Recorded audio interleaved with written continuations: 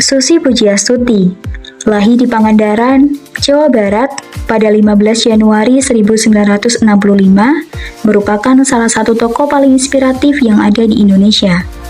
Hidupnya menjadi bukti bahwa tekad dan kerja keras bisa mengantarkan seseorang pada keberhasilan.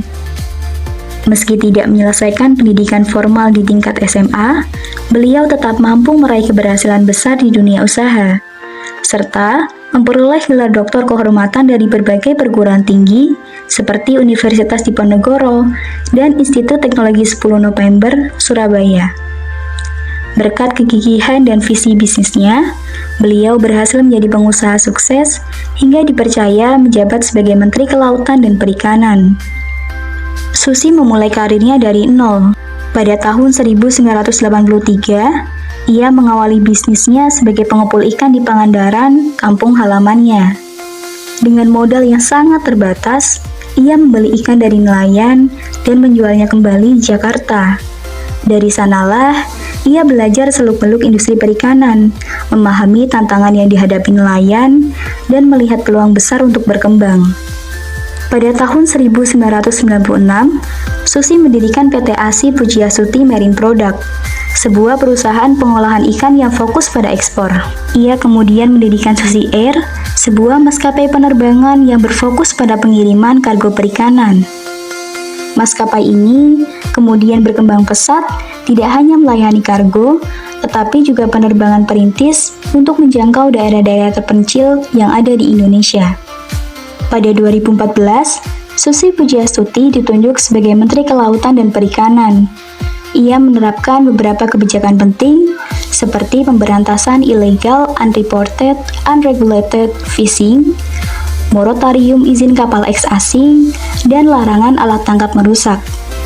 Setelah menjabat hingga 2019, ia kembali ke bisnis dan kegiatan sosial, namun tetap vokal dalam isu lingkungan, serta menjadi panutan berkat kerja keras, keberanian, dan tekadnya. Kisahnya inilah yang menginspirasi banyak orang bahwa setiap orang bisa mencapai kesuksesan meski dari titik terendah sekalipun.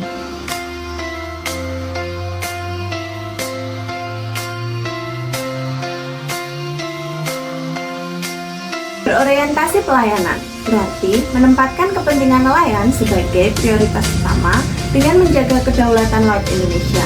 Contohnya, melalui kebijakan pemberantasan illegal fishing yang bertujuan melindungi sumber daya ikan agar nelayan lokal semakin sejahtera.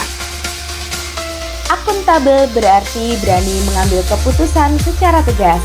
Nilai akuntabel yang dapat kita ambil dari sosok Susi Pujiastuti adalah beliau berani menenggelamkan kapal ilegal serta mempertanggungjawabkan kebijakan tersebut terhadap publik dan juga DPR.